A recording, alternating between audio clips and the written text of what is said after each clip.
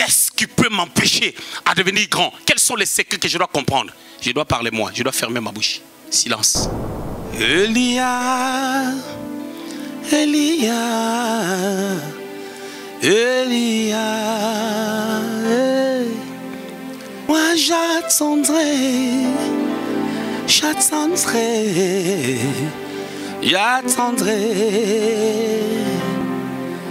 Mais pendant que j'attends, travaille en moi, change-moi.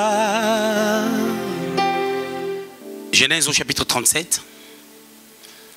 On va lire à partir du 23e jusqu'au 28e verset. Lorsque Joseph fut arrivé auprès de ses frères, ils dépouillèrent de sa tunique, de la tunique de plusieurs couleurs qu'il avait sur lui. Ils les prirent et le jetèrent dans la citerne. Cette citerne était vide, il n'y avait point d'eau. Ils s'assirent ensuite pour manger.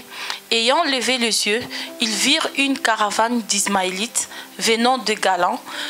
Leurs chameaux étaient chargés d'aromates, de baumes et de myrrhe qu'ils transportaient en Égypte. Alors Juda dit à ses frères, « Que gagnerons-nous à tuer notre frère et à cacher son sang ? Venez, vendons-le aux Ismaélites et ne mettons pas la main sur lui, car il est notre frère, notre chair. » Et ses frères l'écoutèrent. Au passage des marchands Mandiadites, ils tirèrent et firent remonter Joseph hors de la citerne. Et ils le vendirent pour 20 cycles d'argent aux Ismaélites, qui l'amenèrent en Égypte. Amen.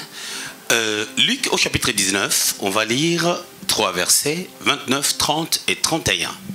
Lorsqu'il approcha de Bethphagée et de Béthanie, vers la montagne appelée montagne des Oliviers, Jésus envoya 2 de ses disciples en disant, « Allez au village qui est en face. Quand vous y serez entrés, vous trouverez un anneau attaché, sur lequel aucun homme ne s'est jamais assis. Détachez-le et amenez-le-moi. Si quelqu'un vous demande pourquoi les détachez-vous, vous lui répondrez, le Seigneur en a besoin. » Amen. Je donnerai au fur et à mesure plusieurs secrets concernant cette thématique, le secret de la grandeur. Nous avons 2 textes, 2 merveilleux textes qui vont nous permettre de pouvoir faire déjà une entrée par rapport à notre enseignement, à notre message. Comme je disais tout à l'heure, je vais parler de secret de la grandeur. On avait défini la grandeur la fois passée, parce que la fois passée, quand on a parlé du processus de la grandeur, on a eu 4 séries où on a développé de cette pensée. Selon les dictionnaires, premièrement, on définit la grandeur comme étant ce que vaut un espace ou une étendue. C'est-à-dire le périmètre ou ce que mesure un lieu, un endroit, un espace. Alors j'avais dit ceci, sur le plan thématique, on avait défini la grandeur comme étant une position, une posture, une stature, une certaine dimension qu'on atteint après avoir fait un chemin, une marche ou après avoir accompli une vision quelconque. Joseph, quand il est arrivé en Égypte, si vous lisez la parole de Dieu, vous allez remarquer, dans Genèse au chapitre 45, il dit quelque chose de merveilleux par rapport à la grandeur. La Bible dit, Dieu m'a envoyé devant vous pour vous faire subsister dans les pays, pour vous faire vivre par une grande délivrance. Verset 8, ce n'est donc pas vous qui m'avez envoyé ici, mais c'est Dieu qui m'a établi père de Pharaon, maître de toute sa maison et gouverneur de tous les pays d'Égypte. En un mot, Joseph est en train de dire, c'est pas vous qui m'avez envoyé ici, mais c'est Dieu qui m'a envoyé là. Il m'a donné la grandeur. Parce qu'il m'a établi père de Pharaon et je suis le gouverneur de cette nation. Et aujourd'hui, vous expérimentez une grande délivrance à cause de la stature, de la position que j'occupe dans cette nation. C'est-à-dire, après que Joseph ait fait un parcours avec Dieu, il a atteint les combles, il a atteint les sommets. Nous voulions parler des secrets de la grandeur. Pourquoi? Parce que, premièrement, on avait parlé de processus, c'est-à-dire il y a des étapes à parcourir pour atteindre la grandeur. Et dans ces étapes à parcourir, il y a des secrets à connaître pour bien faire ces parcours. Des Chroniques au chapitre 26, à partir du 3e jusqu'au 6e verset, on parle d'Osias, qui est devenu roi très jeune, je crois à l'âge de 16 ans. La Bible déclare qu'il s'appliqua à chercher Dieu au temps de Zacharie, qui avait l'intelligence de vision. Mais à partir du verset 16, la Bible déclare, lorsque son cœur s'égare, ou lorsque son cœur s'égara, Osias a fait des choses qui étaient contre Dieu ou contre la volonté du Seigneur. La Bible dit, lorsqu'il fut prospère, à partir du verset 16, je suis dans 2 Chroniques au chapitre 26, à partir du verset 16, lorsqu'il fut prospère, lorsqu'il a atteint une certaine dimension, l'orgueil l'a revêtu. Et quand l'orgueil l'a revêtu, cet homme a fini par être lépreux. Et il était casé dans un coin, il ne pouvait plus expérimenter de la grandeur que le Dieu qu'il a cherché depuis sa jeunesse lui avait donné. Alléluia. Une fois dans le livre des Actes des Apôtres, on parle d'Hérode, qui est en train de faire un discours. Quand il a parlé, les gens ont crié, voix de Dieu, pas celle d'un homme. Tout de suite après, la Bible dit, cet homme expira. Je voulais reposer mon enseignement sur la personne de Joseph. Ce merveilleux personnage de la Bible que plusieurs personnes connaissent. Beaucoup de personnes parlent de Joseph d'une manière ou d'une autre. Et vous savez, la parole de Dieu, c'est un champ qu'on ne peut pas finir d'épuiser. Parce que la parole a une profondeur incontournable, une profondeur qu'on ne peut pas mesurer. Déjà parce que c'est la parole de Dieu et Dieu est grand. D'ailleurs, quand vous regardez les portraits que la Bible nous donne, même dans des évangiles, quand on voit l'évangile selon Jean, selon Marc, selon Lévi et selon Luc le médecin, vous allez remarquer que chacun a présenté l'évangile selon lui, parce que Dieu est grand et qu'aucune personne, aucun prédicateur, aucun écrivain de la parole de Dieu peut avoir la capacité ou le potentiel de pouvoir décrire, dépeindre la personne de Dieu dans son entièreté. Dieu est grand.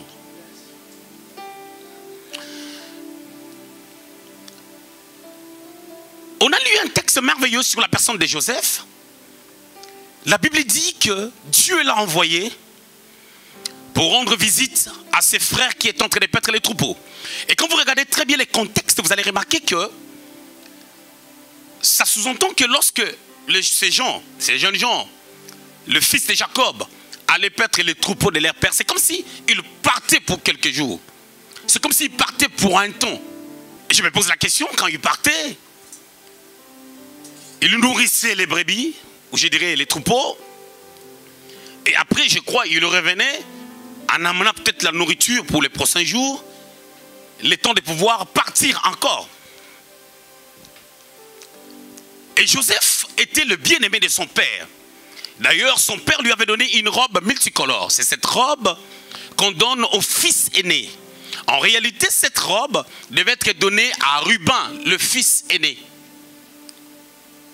Selon la tradition, lorsque la famille allait se mettre à table en train de manger, si le père finit de se servir, c'est le fils aîné qui devait se servir.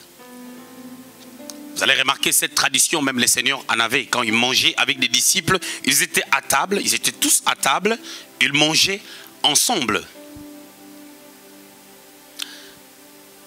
Joseph avait un comportement de pouvoir rapporter tout ce que ses frères disaient contre leur père.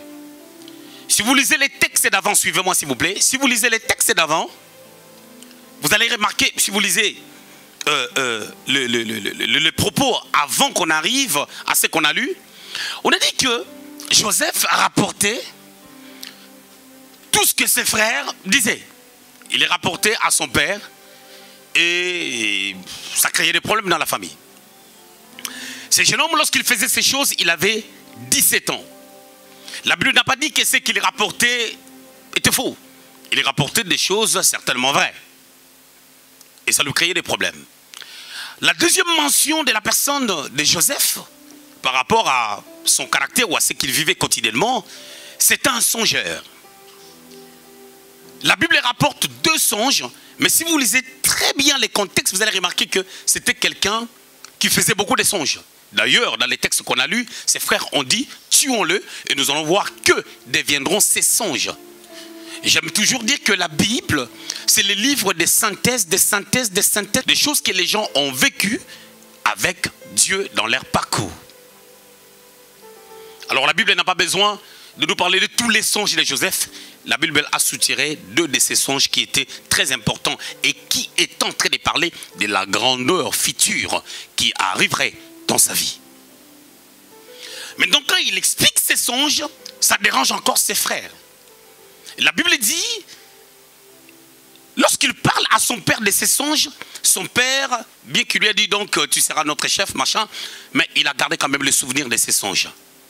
Il y avait un sentiment que son père avait vis-à-vis de cet homme, de Joseph. La Bible dit, il l'aimait parce qu'il l'a eu dans sa vieillesse. Mais je dirais, cet amour, ces sentiments qu'il avait envers Joseph allaient au-delà de ça. Vous savez, il s'agissait bien de Jacob, le patriarche, qui a marché avec Dieu. Cet homme qui a rencontré Dieu à Luz, il a changé le nom de Luz à Bethel, qui veut dire maison de Dieu. Cet homme qui a expérimenté des expériences glorieuses avec Dieu. Cet homme qui était chez Laban pendant 20 ans, il a fait des erreurs, il s'est fait escroquer par Laban jusqu'à ce qu'il était sorti vainqueur. Cet homme Jacob qui avait la capacité de reproduire une race des animaux partant de traces qui peuvent faire de loin. Et lorsque les animaux devaient regarder ces traces, ça devait se reproduire dans leur fort intérieur. Quelle intelligence! Un homme qui a marché avec Dieu. Quelque part, moi je vais conclure, connaissant la vie de Jacob, Jacob savait qu'est-ce que Dieu avait placé dans la vie de Joseph parce qu'il était un prophète de Dieu, un patriarche, loin de Dieu. Vous savez, l'histoire avec Dieu commence comme une aventure. La Bible dit dans Exode chapitre 2 qu'il y avait un homme de la tribu de Lévi qui a épousé une femme de la tribu de Lévi. Ils avaient d'abord, avant, 2 enfants. Je parle de Myriam et d'Aaron. Et après, c'était le tour de Moïse, qui devait venir au monde à une période tragique où les enfants étaient en train de mourir sur base de la loi établie par Pharaon. Et parce que Dieu, lorsqu'il commence une histoire dans la vie de quelqu'un, il prend soin, il veille sur cette personne qu'il a choisie. Et qu'est-ce qui s'est passé? Dans ce parcours, Dieu a protégé Moïse jusqu'au point où il s'est retrouvé dans la maison des pharaons. Remarquons une chose, Joseph était avec ses frères, il avait 17 ans, aimé de son père, il pouvait avoir la facilité de pouvoir rapporter ce qu'il veut, il entend, il rapporte, il fait un songe, il rapporte, et nous voyons vraiment que le petit, il parlait beaucoup. N'est-ce pas qu'il parlait beaucoup? Il parlait beaucoup, de tout et de rien. Alors quand Dieu commence un travail dans la vie d'une personne, il y a des choses qui changent. Vous savez, lorsque Dieu appelle quelqu'un, 2 Corinthiens au chapitre 5, vous connaissez ces versets? Au verset 17, la Bible dit, si quelqu'un est en Christ, il devient une nouvelle créature. Les choses anciennes sont passées. Il y a un mur de séparation qui s'est fait. Qu'est-ce qui se passe? Il y a la séparation qui s'est faite avec le monde des ténèbres et automatiquement il y a la réconciliation qui s'est faite avec Dieu parce que Jésus-Christ nous a réconciliés par son acte, par l'œuvre de la croix avec Dieu. Dieu a voulu réconcilier les hommes avec lui. Il a fait en sorte que son bras lui vienne en aide en la personne de Christ pour mourir à la croix. Et pour que le Seigneur meure à la croix, la Bible dit dans Philippiens au chapitre 2, ayant existé en forme de Dieu, verset 5, il n'a pas tenu son égalité avec Dieu, mais il s'est humilié comme une proie arrachée. Pour que l'homme qui était séparé de Dieu soit réconcilié avec son Dieu, avec son Créateur. Et dans cette réconciliation, il s'est passé quelque chose de glorieux. Nous sommes devenus authentiquement des enfants de Dieu. Et l'acte a été payé par le sacrifice du corps du Seigneur qui nous a permis de pouvoir pénétrer ou entrer dans la famille de Dieu. Et nous ne sommes plus des créatures de Dieu, nous sommes devenus des enfants de Dieu. Et toutes choses sont devenues nouvelles. Et dans Colossiens chapitre 1 verset 13, la Bible dit qu'il nous a transportés, il nous a délivrés du royaume des ténèbres et il nous a transportés du royaume des ténèbres à son admirable royaume des lumières. Et cet acte a été fait à la croix. Et lorsque nous parlons de la croix, nous sommes en train de parler d'un package. La croix commence par Gethsemane, l'arrestation du Seigneur, tous les tralala, Hérode, Caïphe et tous les gens qui insultaient le Seigneur, la croix, la mort, l'ensevelissement et la résurrection. Quand on parle de toutes ces choses, de tous ces packages, on est en train de parler de l'œuvre de la croix. Et par ces choses, nous avons changé des camps, les choses ont changé. Et Dieu nous prend. Et je vais vous expliquer maintenant qu'est-ce qui se passe lorsque Dieu prend quelqu'un. Luc chapitre 19. On a lu à partir du verset 29 jusqu'au verset 31. Le Seigneur est entré d'entrer à Jérusalem. Pendant qu'il entrait à Jérusalem, il s'arrête. La Bible dit, ils sont arrivés dans une ville qui n'était pas loin de la montagne des Oliviers. Il dit aux disciples, allez dans la ville d'en face. Vous allez voir un anneau attaché. Détachez-les. Si on vous pose la question, dites à ces gens que le maître en a besoin. Les commentateurs ont dit que cet anneau appartenait à l'un des disciples du Seigneur. Je ne parle pas des 12. Les disciples, il y en avait de plusieurs catégories. Il y a les clans des 12. Il y a des disciples comme Cléopas. Il y a des disciples comme toutes les femmes qui étaient avec le Seigneur. Et il y a aussi des disciples de la foule, si je peux dire ça comme ça. D'ailleurs, dans la chambre haute, quand le Seigneur est monté au ciel, il y avait 120 personnes. Il y avait les 12 ainsi que les autres. Donc il y avait plusieurs catégories de disciples. Il semblait que cet anneau appartenait à l'un des disciples du Seigneur. C'est pour cela qu'il a dit que le maître en a besoin. Alors quand cette personne a entendu que le maître en a besoin, il ne pouvait que lâcher la prise. Mais nous voulons prendre cette pensée, amener ça dans la révélation, ou parler de ces choses dans la dimension prophétique. L'anneau était attaché. C'est l'image d'un chrétien ou de quelqu'un qui est dans le monde, qui est attaché par toute espèce de mal, qui est limité. Vous savez, lorsque tu es attaché, tu ne peux pas aller loin parce que tu es attaché. Tes mouvements ne se feront qu'à la limite du câble ou des chaînes qui te retiennent. C'est-à-dire, si tu es attaché avec une chaîne qui fait 1 mètre, tes mouvements dépendront de la limite qu'on a dressée pour toi. Et si tu es attaché à 0 mètre, tu ne bougeras pas, tu vas rester à la limite de la manière dont tu as été attaché. C'est ce que nous sommes. Nous sommes cet anneau-là qui était attaché au mensonge, attaché au mal, attaché au tralala, attaché à raconter des choses qui ne nous amènent nulle part. Comme l'image de Joseph qui pouvait raconter tout ce qu'il voit, tout ce qui se passe, tout ce qu'il songe, tout ce qu'il voit en vision et tout ce que ses frères font. Maintenant, cet anneau-là, Jésus-Christ donne l'ordre. Il dit, vous verrez. Le langage du Seigneur est une parole prophétique. Il dit, allez dans la ville d'en face, vous verrez. C'est-à-dire, il prophétise, il voit, il prophétise. Il dit, vous allez voir. Et au moment où lui, il voit, c'est une connaissance de ce qui se passe dans l'autre ville. Et parce que les gens vont le voir dans le futur, automatiquement, ça devient une combinaison de la parole de connaissance et d'une parole prophétique. Regarde, il les prend. Il prend cet anneau parce qu'on l'a amené. C'est comme toi et moi. Nous avons quelque chose que Dieu a mis en nous qui nous a amené d'être détachés. Automatiquement, nous appartenons au Seigneur. Qu'est-ce que le Seigneur a fait? Il a pris l'anneau, il est monté dessus. L'anneau commence à transporter le Seigneur. On peut lire 1 Pierre, chapitre 2, on va lire le verset 9. Vous, au contraire, vous êtes une race élue, un sacerdoce royal, une nation sainte, un peuple acquis, afin que vous annonciez le vertu de celui qui vous a appelé de ténèbres à son admirable lumière. Ça, c'est Pierre qui parle. Vous savez, Pierre, quand il passait dans les rues de Jérusalem, on disait, voyez les messieurs là. C'est les messieurs, c'est sur toi que je bâtirai mon église. Vous connaissez ces messieurs-là? C'est les messieurs. On pouvait lui donner plusieurs noms.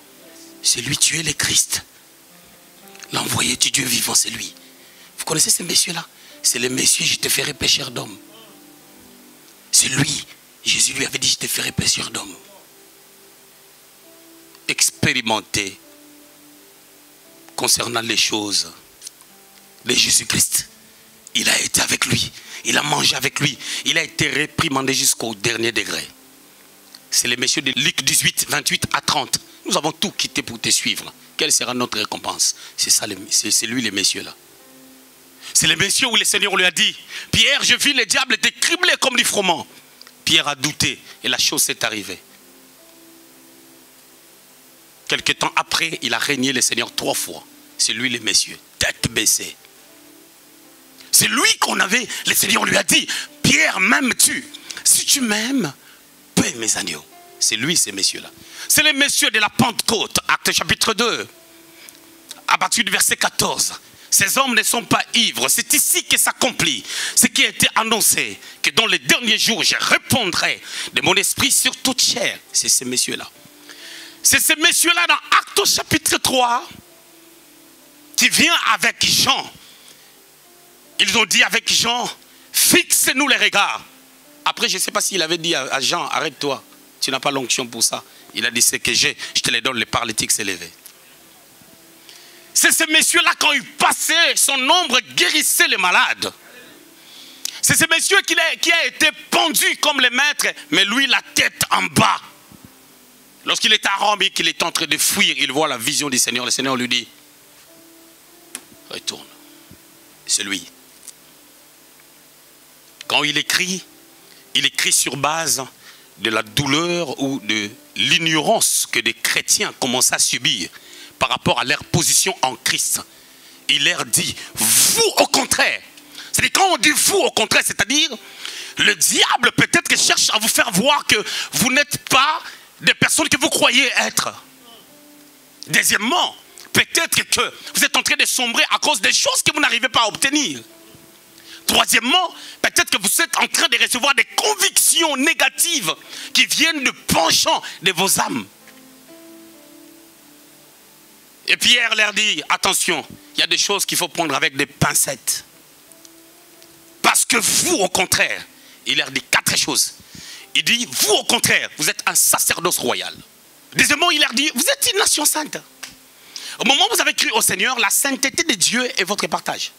Et quand on parle du sacerdoce royal, ça dit que vous êtes un royaume de sacrificateurs. Apocalypse chapitre 1er, verset 6. Ce qui était pour Israël une promesse, dans Exode chapitre 19, verset 6, pour vous, c'est un acquis, c'est un droit, c'est un privilège par la grâce de Dieu. Vous n'avez rien payé pour ça. Troisièmement, il les a dit, vous êtes un peuple acquis. Vous avez été acquis par un grand prix, que c'est que Jésus a payé à la croix. 4, vous êtes une race élue. Je l'ai fait un peu en désordre, excusez-moi. Vous êtes une race élue. Mais le problème, ce n'est pas ça. Le problème est que, afin que vous annonciez les vertus de celui qui vous a appelé des ténèbres à son admirable lumière. Donc, nous devons annoncer les vertus de Dieu. Joseph, tu parles trop. Et quand tu parles des choses qui créent encore des problèmes. Vous savez, même Dieu, quand il va accomplir son plan dans ta vie, il passera par certaines choses que tu ne maîtrises pas. Il passera même par tes erreurs pour qu'il accomplisse son plan dans ta vie. Joseph devait aller là-bas à tout prix. Tu regardes l'architecture des choses, il dit comment je peux faire, parce que c'est un artisan de bonheur parfait, un architecte précieux de notre vie. Et dans ce parcours, il y a des secrets à connaître. Je dis, je vais donner 1 ou 2 secrets. Il dit, c'est comme si Dieu dans son conseil, il dit, tu vois les petits Joseph, on va passer juste par ces blabla. Et par ces blabla, il y aura la jalousie de ses frères, on va les vendre, on va l'amener jusqu'au de l'autre côté. Je vous assure que s'il n'y avait pas cette possibilité-là, Dieu pouvait créer une autre chose pour l'amener en Égypte. Mais Dieu a trouvé que de l'autre côté, Dieu veut arranger ses problèmes de blabla.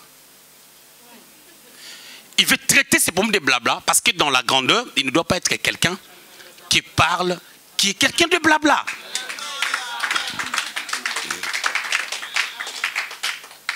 Il dit, je dois régler d'abord ces problèmes de blabla pour l'amener à la grandeur.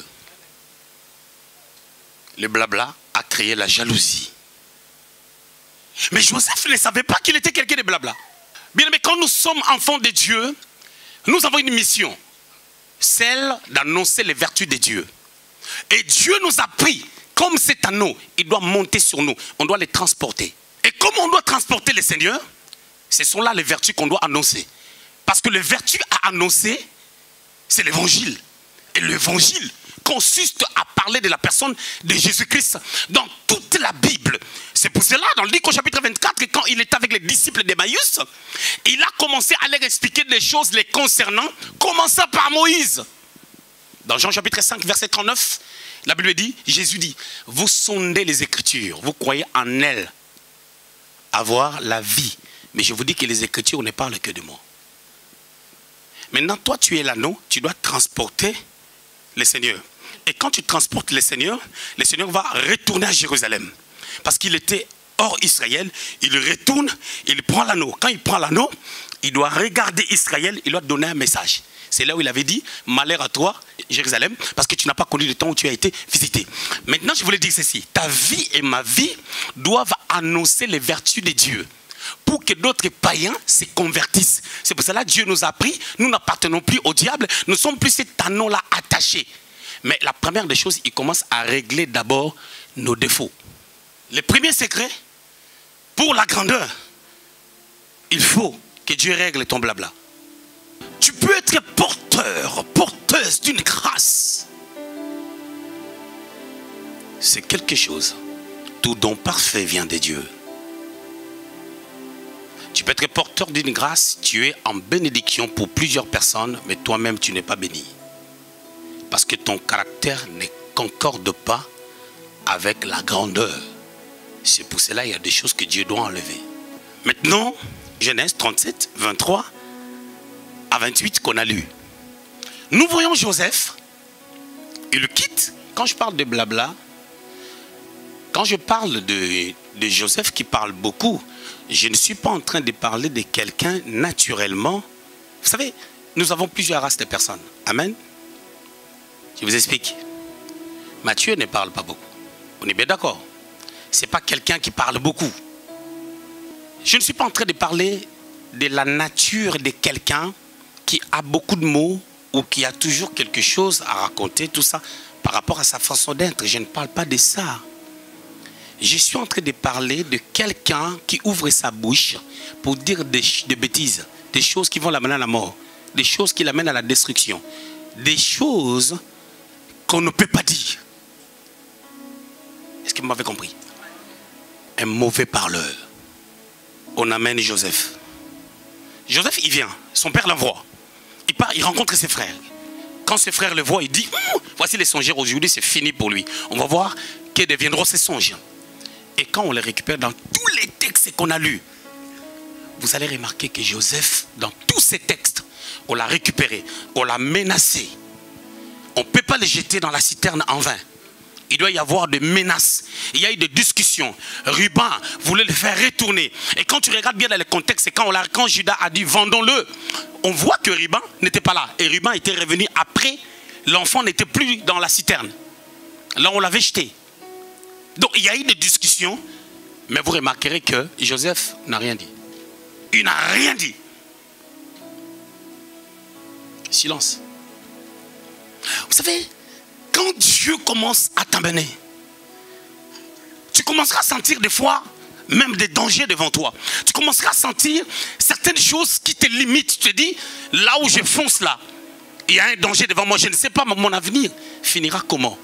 C'est là où le silence entre. C'est là où on commence à parler moins. Parce qu'on commence à écouter déjà Dieu. Quand on commence à écouter Dieu, notre bouche se ferme. C'est pour ça que celui qui écoute Dieu, quand il ouvre la bouche, il parlera de la part de Dieu. il ne parlera pas de la part des hommes. Il ne parlera pas selon lui. Il ne parlera pas des racontars. Il ne parlera pas des ragots. Il ne parlera pas des blabla. N'est-ce pas que la Bible dit une bouche qui parle beaucoup pêche beaucoup? Genèse 39. Beaucoup de gens croient que, on va lire, croient que c'est des blagues. Hein? Tu te retrouves, tu es gouverneur. Tu n'as pas étudié. Tu as, en fait, si c'était à ces temps-ci, il s'est séparé avec son père, il avait 17 ans. Ce qui veut dire qu'il a étudié jusqu'à 17 ans. Et communément, nous savons que nous avons les bacs, en tout cas 18-19 ans. Alors lui, les gars, à 17 ans déjà, il est parti. Donc, si c'était au temps actuel, il n'avait pas le bac. Mais les gars se retrouvent un jour gouverneur. Ce n'est pas des blagues. Bien aimé dans les seigneurs, ce ne sont pas des racontards, c'est la vérité. Mais il y a un parcours et il y a des secrets à connaître. Qu'est-ce qui peut m'empêcher à devenir grand? Quels sont les secrets que je dois comprendre? Je dois parler moi, je dois fermer ma bouche.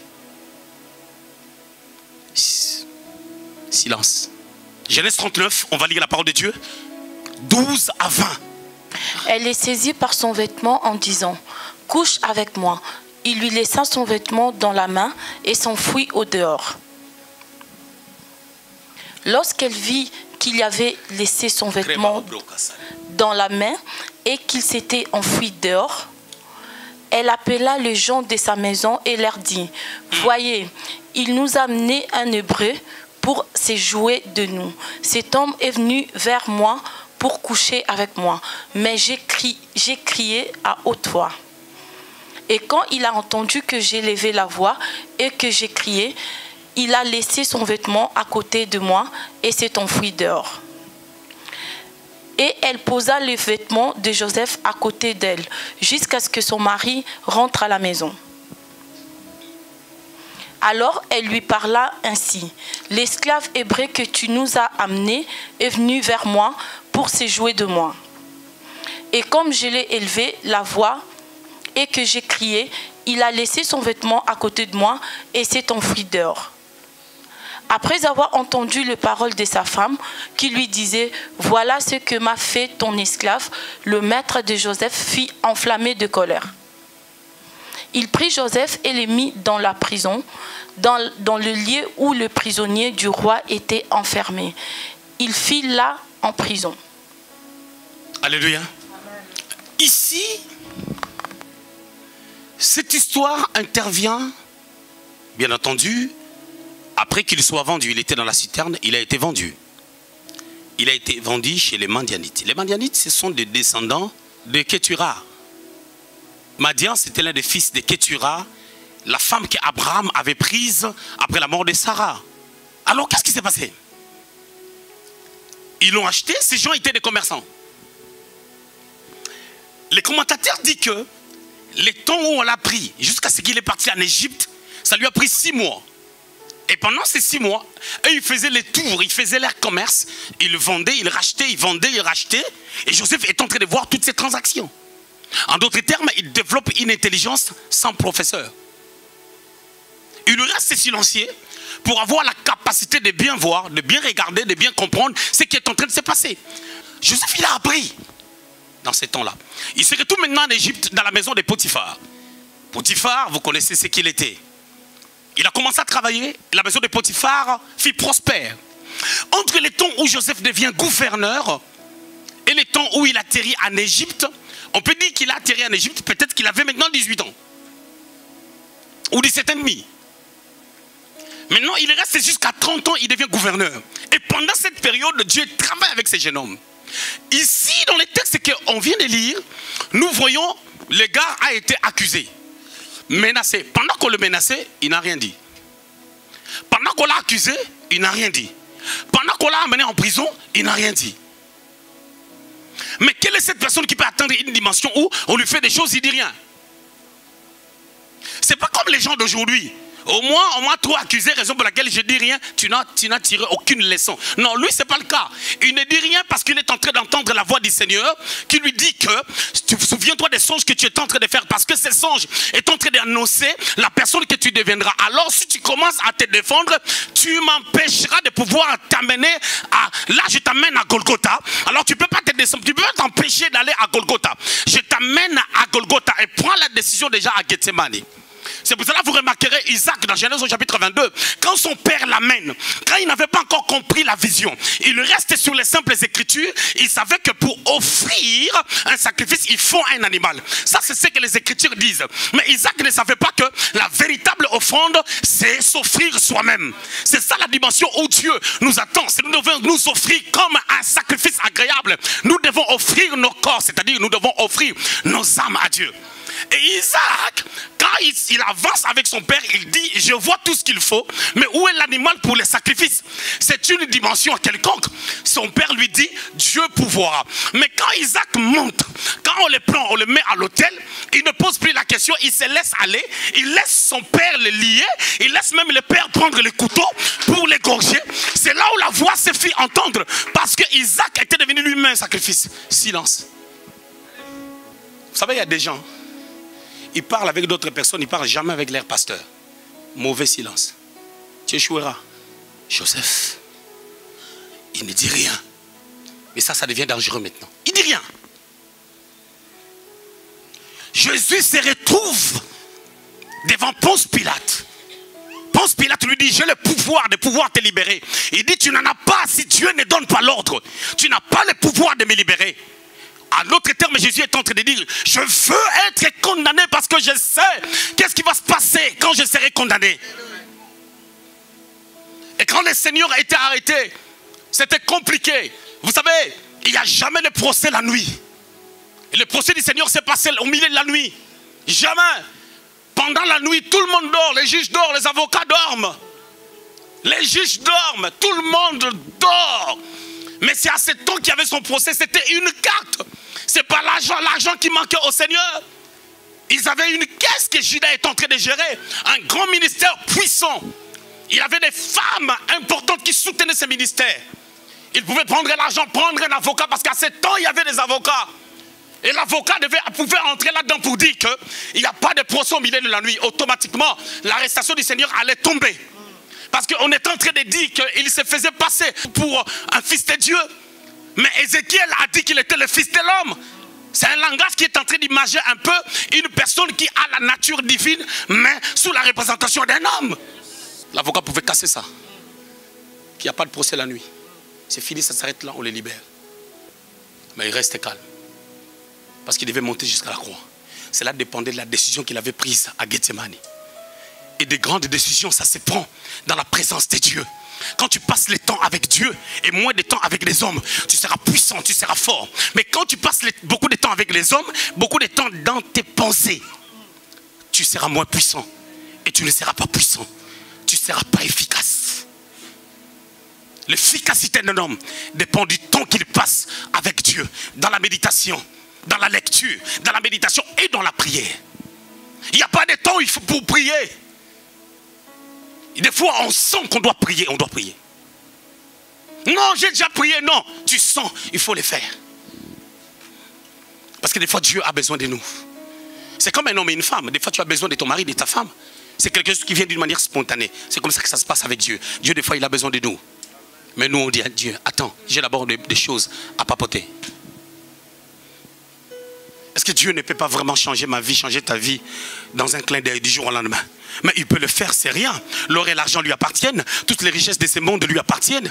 Dieu, vous savez, c'est triste quand tu lis 1 Roi chapitre 11. Tu peux voir la personne que Salomon était devenu. Salomon a construit un temple pour les démons. Un temple pour d'autres dieux. Cet homme, fils de prophète, David s'est battu toute sa vie afin de bâtir ce royaume Israël. Et Salomon, Dieu le fait monter, il était jeune. Comme Osias, il se retrouve, il abandonne Dieu. Beaucoup de discussions qui se font sur Salomon. Il y a des commentateurs qui disent que Salomon n'était pas revenu à Dieu. Mais je crois qu'il était revenu à Dieu quand on voit Proverbes et Ecclésiaste. Mais est-ce que dans notre égarement, on peut revenir à Dieu? Jésus se retrouve maintenant à la croix. Quand il se retrouve à la croix, il y a quelque chose qui s'est passé. Est-ce qu'on peut lire Luc au chapitre 23, on lit à partir du verset 39 jusqu'à 43. L'un des malfaiteurs crucifiés l'injuriait en disant, n'es-tu pas le Christ? Sauve-toi toi-même et sauve-nous. » Mais l'autre le reprenait en disant, « Ne crains-tu pas Dieu, toi qui subis la même condamnation? Pour nous, c'est justice, car nous recevons ce qu'ont mérité nos crimes. Mais celui-ci n'a rien fait de mal. » Et il dit à Jésus, « Souviens-toi de moi quand tu viendras dans ton règne. » Jésus lui répondit, « Je te l'ai dit en vérité, aujourd'hui tu seras avec moi dans le paradis. » Ok. Retenez une chose, hein. Ce passage commence en disant l'un des malfaiteurs l'injurie. Pas deux, l'un des malfaiteurs. À la croix, ils étaient à trois. Il y avait l'homme de Tétélestai au milieu. Notre Jésus, le roi des rois, le Seigneur des seigneurs. Et il y avait deux brigands. Hein? Nous ne connaissons pas leur nom. Vous savez, des fois, on peut ne pas connaître ton nom, mais tu peux faire des choses qui peuvent scandaliser. Il y avait deux brigands à gauche et à sa droite. Et l'homme de Tétélestai était au milieu. Maintenant, prenons Matthieu chapitre 27. On va lire le verset 39 jusqu'à 44. À partir du verset 39 jusqu'à 44. Mets-nous ça et nous allons voir. Les passants l'injuriaient et secouaient la tête. En disant, toi qui détruis le temple et qui le rebâtis en 3 jours, sauve-toi toi-même si tu es le Fils de Dieu. Descends de la croix. Verset 41. Les principaux sacrificateurs, avec les scribes et les anciens, se moquaient aussi de lui et disaient, il a sauvé les autres et il ne peut pas se sauver lui-même. S'il est roi d'Israël, qu'il descende de la croix et nous croirons en lui. Verset 43. Il s'est confié en Dieu, que Dieu les délivre maintenant s'il l'aime, car il a dit, je suis fils de Dieu. Les brigands crucifiés avec lui insultés de la même manière. Ok, vous voyez ici, on dit les brigands crucifiés avec lui, les brigands au pluriel. C'est-à-dire les deux brigands ici, ça c'est l'interprétation de Matthieu maintenant. Matthieu dit que les deux brigands étaient en train de l'insulter. Mais quand ces choses s'est passées, Matthieu n'était pas là. La personne qui était là, c'était Jean. Il était au pied de la croix avec Marie, la mère de Jésus. C'est là où le Seigneur a regardé Marie. Il a dit, femme, voici ton fils. Il parlait à Jean, fils de Salomé, la sœur de Marie, la mère de Jésus.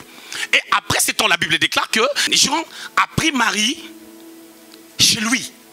Ils sont restés dès 7 ans. Vous savez, les théologiens interprètent la mort du Seigneur, ils parlent de ça à l'an 30. Pas à l'an 33, à l'an 30. Parce que la Bible n'a pas dit que Jésus a commencé son ministère à 30 ans. La Bible a dit qu'il a commencé son ministère environ 30 ans. Et c'est pour cela, les théologiens, ils disent que c'était à l'an 30 et à l'an 43, Jean a quitté Israël, Jérusalem, et Jean est parti avec Marie à Éphèse. Il a construit une maison pour Marie. Ce ne sont que des détails, c'est pas grave. L'an 30, l'an 33, c'est pas ça le problème. Je vous dis, ici, Matthieu est en train de dire les brigands. C'est comme s'il disait d'ailleurs, même les brigands est en train de l'insulter. J'aime cette pensée de Matthieu. Maintenant, les textes qu'on a lus avant, c'était qui? C'était Luc le médecin. Luc le médecin, ce qu'il a écrit, c'est l'ensemble des recherches et des choses qu'il a apprises de Pierre. Lui, il a dit l'un des brigands. À part toutes les personnes qui s'est moquées de lui, les principaux sacrificateurs, les passants, parce que là où le Seigneur était placardé à la croix, c'était à la frontière de Jérusalem. C'est là où Isaac était sacrifié, c'est Morija. Et les temples n'étaient pas loin. Et les gens devaient passer par là pour entrer dans la ville de Jérusalem. Sans oublier qu'à ce temps, les commerces étaient efficaces. Il y avait trop de passants. Et quand il était là, et on l'a mis à la croix, il y avait les ténèbres de 12h à 15h. Et à 15h, il était mort. Et à 15h, le travail fini, les gens rentrent.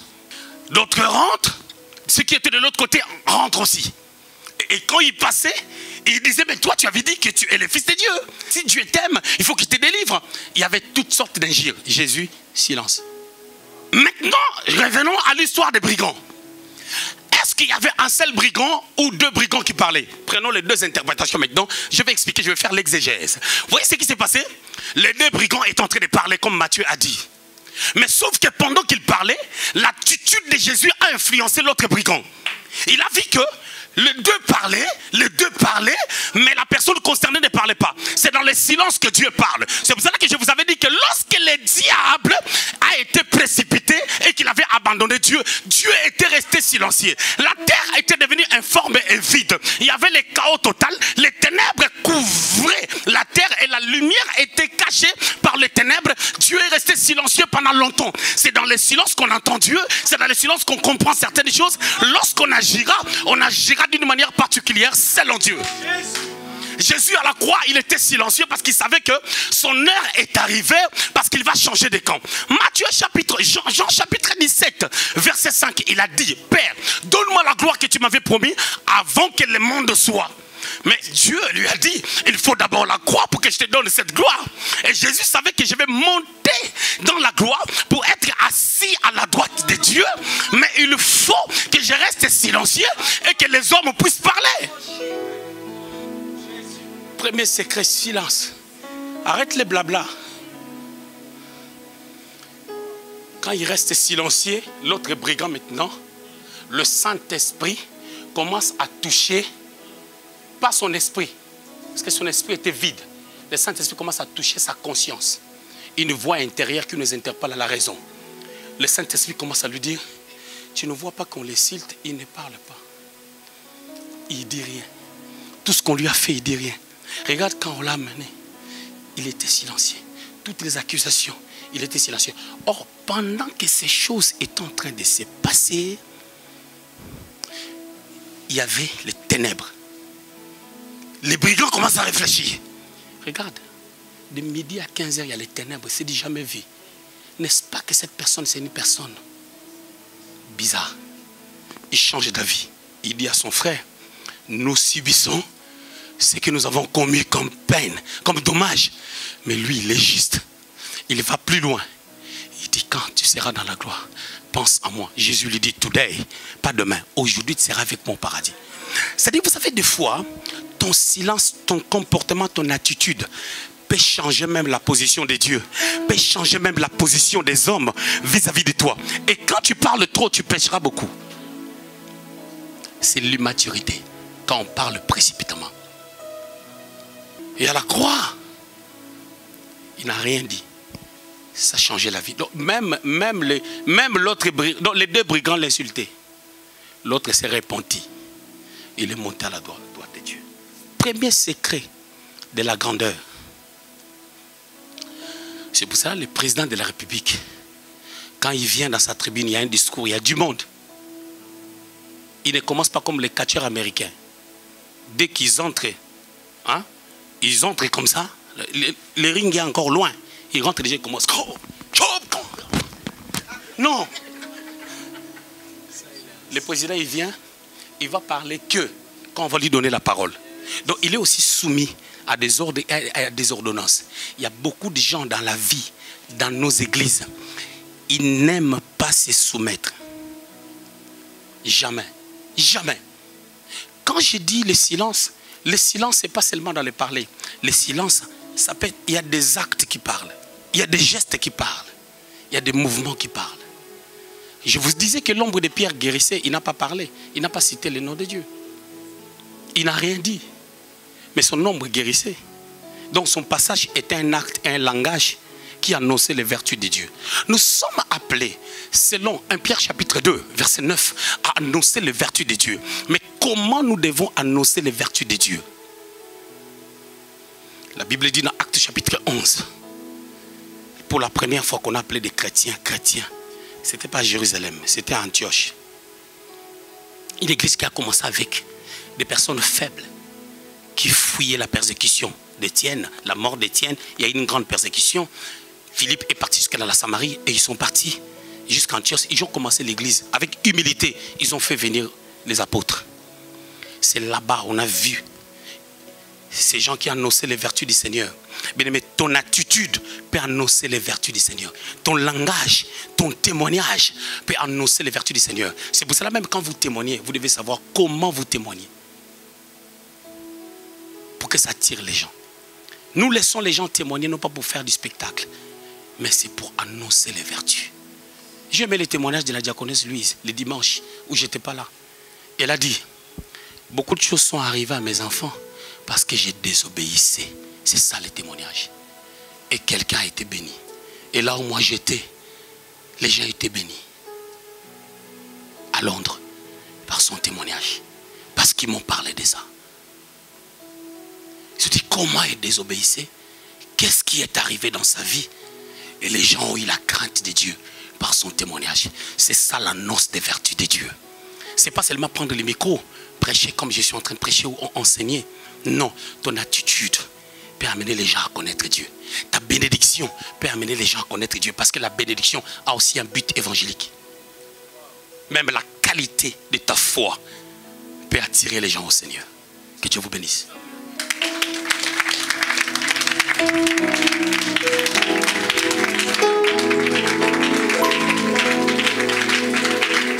Qu'est-ce qui peut m'empêcher à devenir grand? Quels sont les secrets que je dois comprendre? Je dois parler moi, je dois fermer ma bouche. Silence. Elia, Elia, Elia, moi j'attendrai, j'attendrai, j'attendrai. Mais pendant que j'attends, travaille en moi, change-moi.